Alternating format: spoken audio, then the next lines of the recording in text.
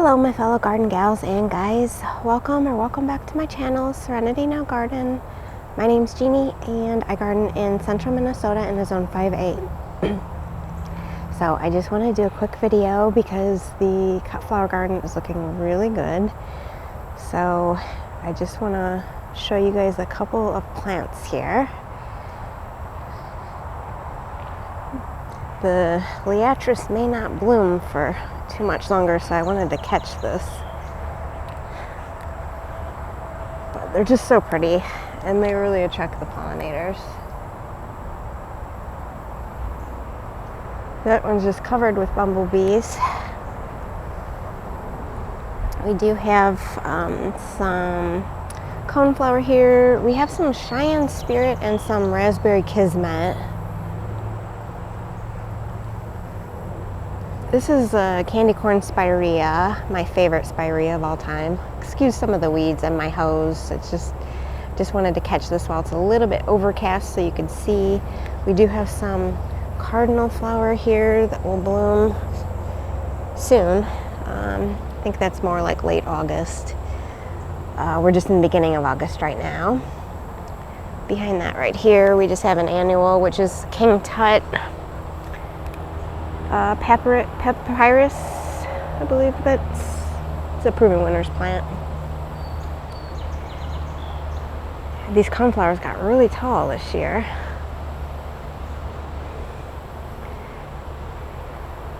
Got a few more liatris.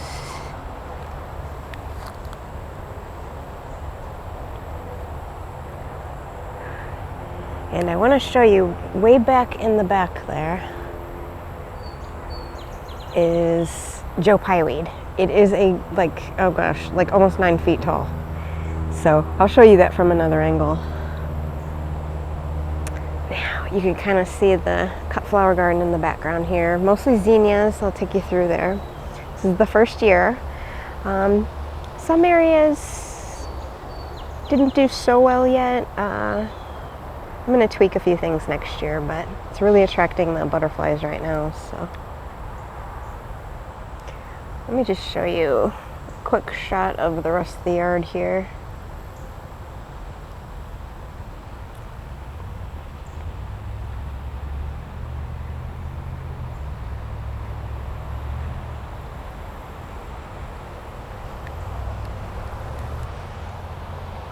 So we do have some sun patience here. These have been doing pretty good. I did have to cut down a lot of the Veronica in this area because it just got really wet and there's a lot of fungal issues on the leaves, so I just kind of sheared it back. But I love these. These are so pretty. It looks so good next to this Japanese forest grass. And there's an ivory halo dogwood in the back. Here is my braided willow, still doing great. You could see the trunk on that. Next to these geraniums, we got some ajuga ground cover in the back. Yeah, this willow, I put it here because this area gets really swampy. So it's loving it. And we have some Joe Pyeweed in the back there as well. Maybe about 6 feet tall there.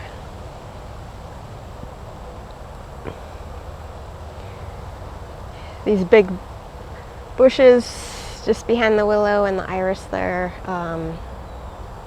those are button bushes, fiber optic. They're just done blooming, but they really attracted the pollinators too, and they could take standing water. They are completely flood tolerant. I've had this in standing water for like a month straight before. We've gotten a ton of rain the last 2 years.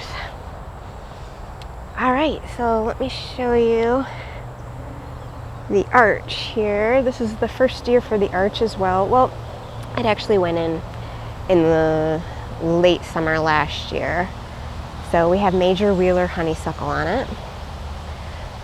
And I just put in a couple celosia and some coleus here, just for a pop of color. I normally don't do yellow. blooms, but I just thought that looked really good together.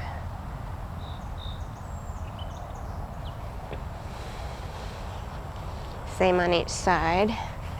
You could see really pretty. So of all the plants in my yard so far, this honeysuckle has attracted the most hummingbirds. You could see a couple of blooms up top here.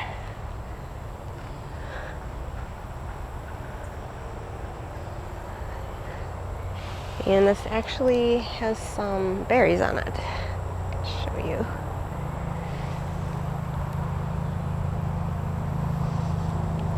All right, so let me kind of show you our garden beds. We have 12 garden beds here with a little bench I just put in. You could see even right now there's a monarch on the zinnias. I just love monarchs. I could just sit here and watch this like all day.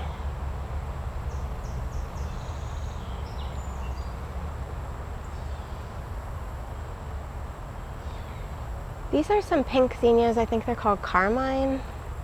The white ones are polar bears. I get all my seeds from Baker Creek.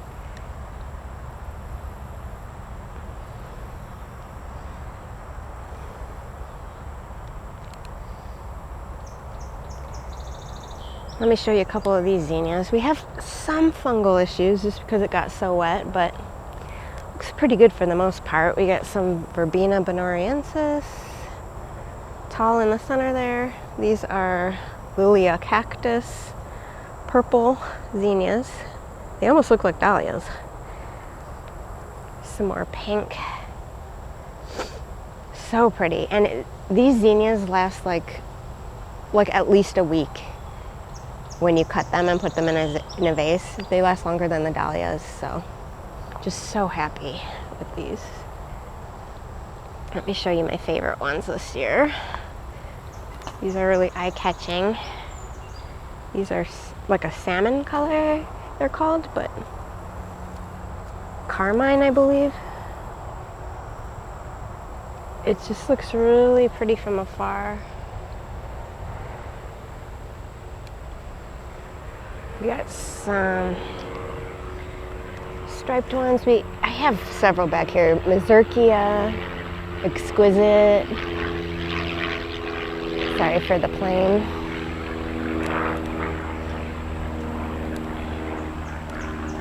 There's some more Lilia cactus.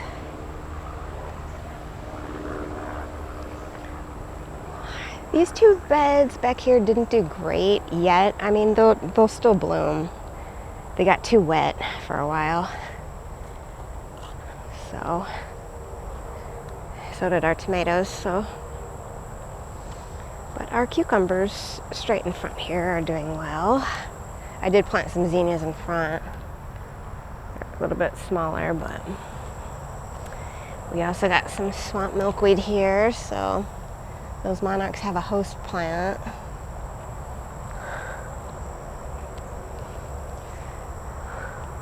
So we got some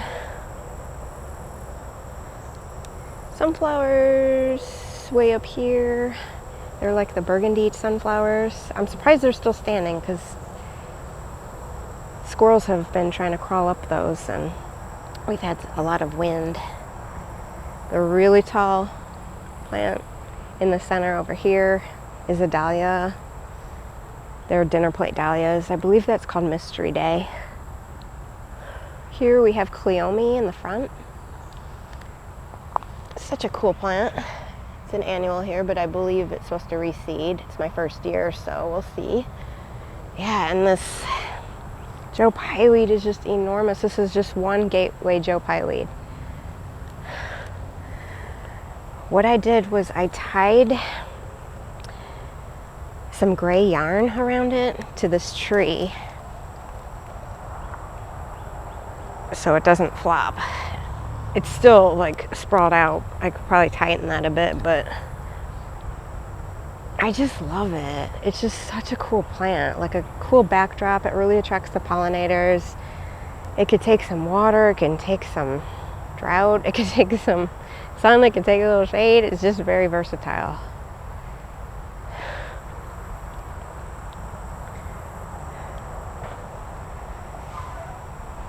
You can see my house in the background there. The second floor window there is my at-home office. I work at home. And I can't tell you how many times I just take a break from work and just look out that window and just look at all the butterflies this area is attracting. I just love it. I think these two beds here in the front that didn't do so great yet, I'm going to add some more soil next year, and I'm going to move a few things around. Probably won't do the really tall dahlias in the center of these beds next year, just to provide a little more sun for everything. But other than that, let me show you another dahlia that's blooming here. This is pretty. I believe that one's called Mystery Day. One's called Tartan, one's called Mystery Day. They're dinner plate dahlias, so we got some gomphrena behind that. More gomphrena. They're a great cut flower. More celosia. Here's some celosia as well. Flamingo. Let me show you one of these sunflower blooms. If I can just... I think this is gonna make a really cool like fall arrangement with the rust colors. So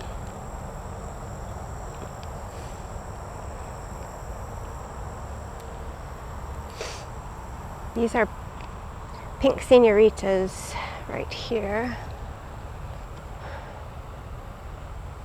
One of my favorites. Here's a better one.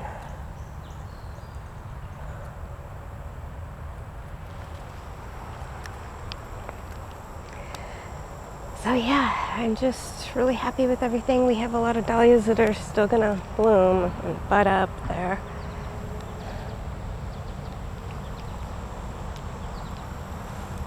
Right here is some Lysianthus.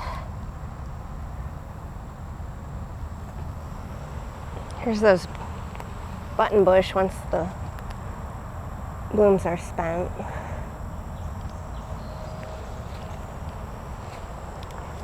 And this is the view from my bench.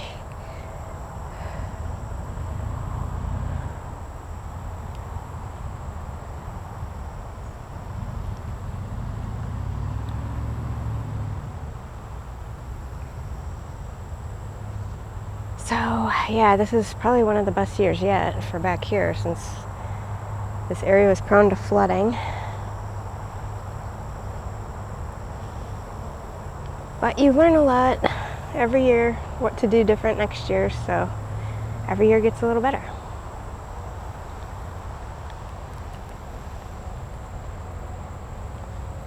Alright you guys, so I think I'll end the tour there. I do want to show you the front garden, because I haven't shown that in a couple weeks. We got some Millennium Alliums that are about to bloom, so I'll wait like another week and I'll post that.